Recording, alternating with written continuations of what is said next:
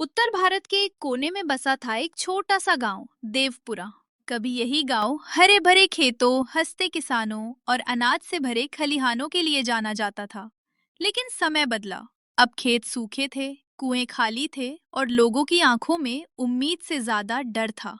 देवपुरा की मिट्टी अब रोती थी, हर बारिश में भीगती नहीं थी, हर बीज को अपनाती नहीं थी। गांव के लोग कहते थे, अब इस मिट्टी में जान नहीं रही। लेकिन उसी मिट्टी पर एक किसान अब भी खड़ा था। उसका नाम था रामदेव। रामदेव, हार मानने से इनकार करने वाला किसान रामदेव कोई बड़ा पढ़ा लिखा आदमी नहीं था, बस 5वीं तक पढ़ा। पर जिंदगी की किताब उसने पूरी पढ़ी थी। उसके पिता भी किसान थे। पिता की मौत के बाद 5 एकड़ जमीन, बूढ़ी माँ और 2 छोटे बच्चे उसकी जिम्मेदारी थे। जब लगातार 3 साल फसल खराब हुई तो गांव के ज्यादातर किसान शहर चले गए। कोई मजदूर बन गया, कोई रिक्शा चलाने लगा, लेकिन रामदेव नहीं गया। लोग हंसते थे। अरे रामदेव, जमीन अब बंजर हो चुकी है। शहर चला जा, यहाँ कुछ नहीं बचेगा। रामदेव बस इतना कहता। जब तक सांस है मिट्टी को नहीं छोड़ूंगा। वो रात जब किसान टूटा, एक रात बहुत तेज आंधी आई।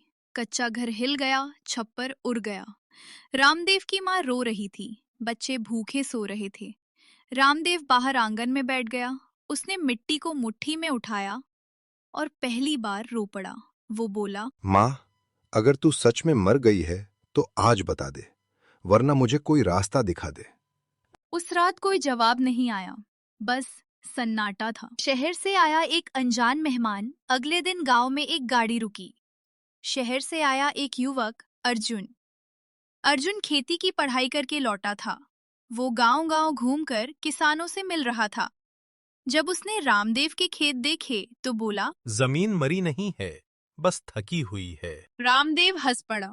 3 साल से यही सुन रहा हूँ। अर्जुन ने कहा, एक मौका दो, अगर कुछ न हुआ मैं खुद हार मान लूंगा। मिट्टी से दोस्ती।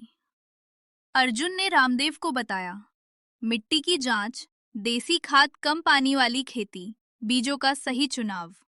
रामदेव ने आधी जमीन पर प्रयोग करने का फैसला किया। गांव वाले मजाक उड़ाते रहे, अब खेती भी किताब से होगी। लेकिन रामदेव चुप रहा। दिन रात खेत में मेहनत, खुद खाद बनाना, कम पानी में फसल उगाना। कई बार लगा सब बेकार है, लेकिन हर सुबह रामदेव मिट्टी से कहता। आज साथ दे देना। एक सुबह रामदेव खेत पहुंचा और ठहर गया। मिट्टी में हरी कोपले फूट चुकी थी। वो जमीन, जिसे सब मरा कहते थे, आज सांस ले रही थी। रामदेव की आंखों से आंसू बहने लगे। उसने मिट्टी को माथे से लगाया। धीरे धीरे फसल लहलहाने लगी। लोग आने लगे, मोबाइल से फोटो खींचने लगे।